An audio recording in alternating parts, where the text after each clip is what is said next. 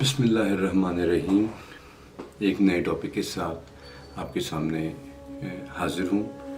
Topic بہت ہی حساس اور بہت ہی امپورٹنٹ ٹاپک ہے کہ مومن کا مومن پر حق کیا ہے. تو رسول خدا اور اہل بیت نے جس طرح سے ہمیں تعلیمات دی ہیں اس حساب سے میں آپ کو اس بارے میں انشاءاللہ سمجھانے کی کوشش کروں گا. اس سے پہلے کہ میں مومن کا جو مومن پہ حق ہے اس کے بارے میں زیادہ ڈسکشن کروں، پہلے تو مجھے یہ جاننا ہے کہ حق کا مطلب کیا ہے. حق کا مطلب یہ ہے کہ بالفرض اگر میں آپ کو اپنا فون دوں اور $200 کے عوض میں آپ کو یہ اپنا فون دے دوں، تو جب میں آپ کو فون اپنا پکڑا دوں گا تو اب میرا آپ کے اوپر یہ حق ہے کہ آپ مجھے میرے $200 لوٹائیں. ٹھیک ہے، یہ حق ہے، آپ میرے پر کوئی احسان نہیں کر رہے. اس چیز کو سمجھ لینا ضروری ہے کہ جب ہم کسی مومن کو یا کسی مسلمان کو زکوٰۃ دیتے ہیں یا کسی سید کو خمس ادا کرتے ہیں تو ہم اس کو اس کا حق دے رہے ہیں، اس کے اوپر کوئی احسان نہیں کر رہے. یہ چیز مد نظر رکھیے گا.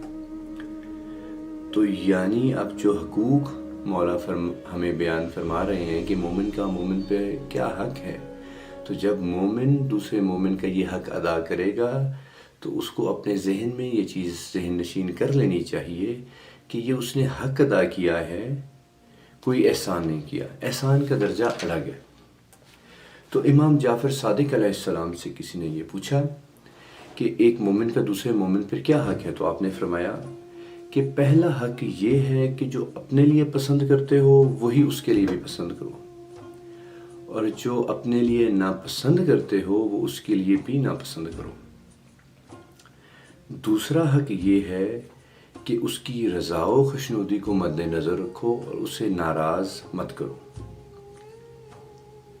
تیسرا حق یہ ہے کہ جان، مال، زبان اور ہاتھ پاؤں سے دوسرے مومن کی مدد کرو.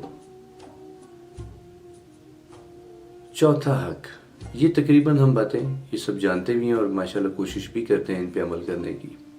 چوتھا حق یہ ہے کہ تم اس کے لیے، اب یہاں سے چیزیں تھوڑی سی کمپلیکیٹڈ ہو رہی ہیں. چوتھا حق یہ ہے کہ تم اس کے لیے نگران، رہنما اور بمنزلہ آئینہ بنو.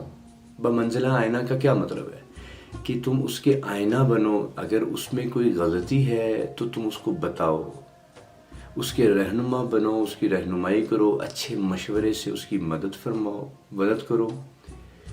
اور اس چیز کا خیال رہے کہ جب ہم اس کو مشورہ دیں یا بمنزلہ آئینہ بنے تو اس کی اہانت نہ ہو، اس کی دل آزاری نہ ہو، بلکہ جب ہم اس سے بات کریں تو اس کو یہ کانفیڈنس ہونا چاہیے. اور یہ ہماری ذمہ داری ہے کہ یہ کانفیڈنس پیدا کریں کہ ہم اس کی غلطی اگر اس کو بتا رہے ہیں تو اس کی کوئی اہانت نہیں کرنا چاہتے. اور مقصد یہ نہیں ہے کہ ہم اپنی برتری ثابت کر رہے ہیں، نہ علمی برتری، نہ عملی برتری، نہ یہ مال دنیا کی کوئی برتری، بلکہ ہم اس کو بھائیوں کی طرح ٹریٹ کریں اور اس کو یہ احساس ہو کہ یہ آدمی میرا بھلا چاہتا ہے، برا نہیں چاہتا. تو یہ ہے ہمارا چوتھا حق کہ ہم ان کے بمنزلہ آئینہ بنیں. پانچواں حق، اب یہ مشکل ہے. پانچواں حق یہ ہے کہ وہ بھوکا ہو تو تم سیر، وہ پیاسا ہو تو تم سیراب، وہ بے لباس ہو تو تم تن ڈھکے ہوئے نہ ہو. یہ بہت ہی قیمتی جملے ہیں اور یہ بہت امپورٹنٹ ہے آج کل، خاص کر کے پاکستان، انڈیا کے معاشرے میں جہاں پر غربت بہت زیادہ ہے.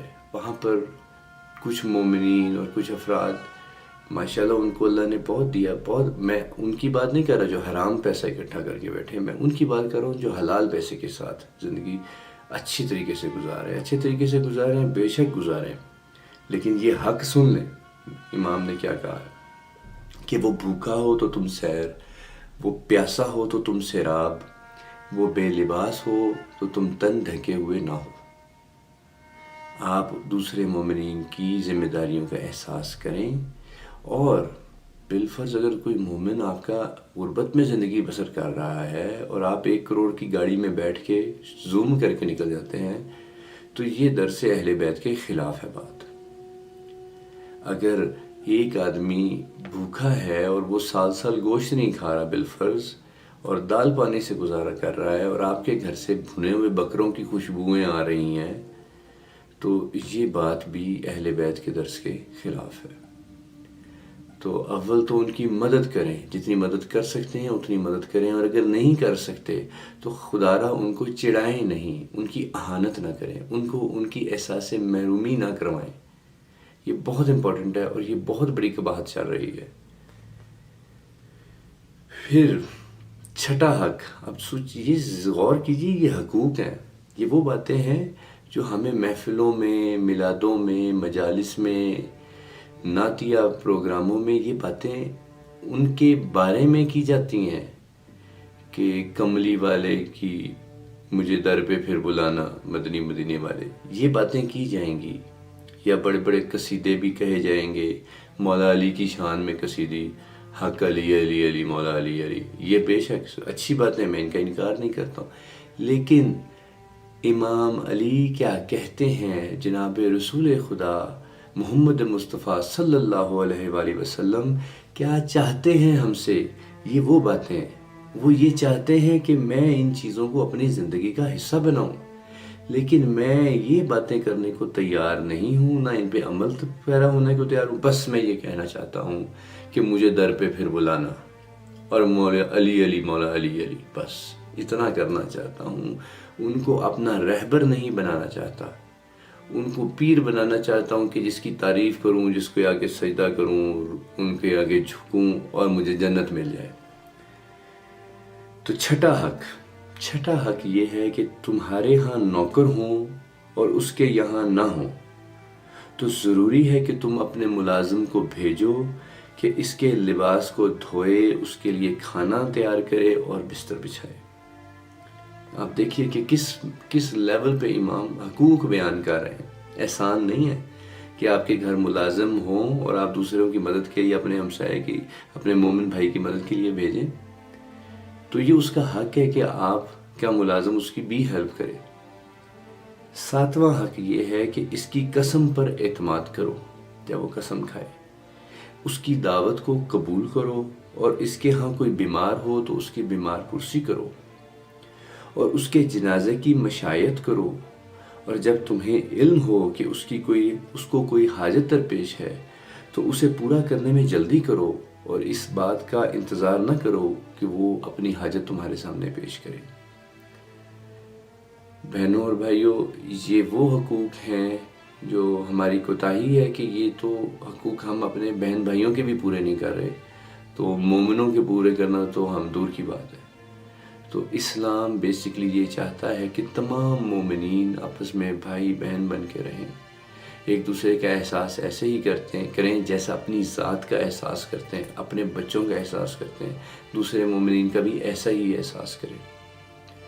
اور درس اہل بیت پر، درس جناب رسول خدا آخر النبیین کا درس یہ ہے کہ ہم ان کی تعلیمات پر عمل کریں، اور ان کی تعریفیں بھی کریں، ان کی قصیدے بھی گائیں، بالکل ان کے عید میلاد منائیں، ان کی جو سخت دن ہے وہ بھی منائیں، لیکن ان کو رہبر اور امام بنائیں۔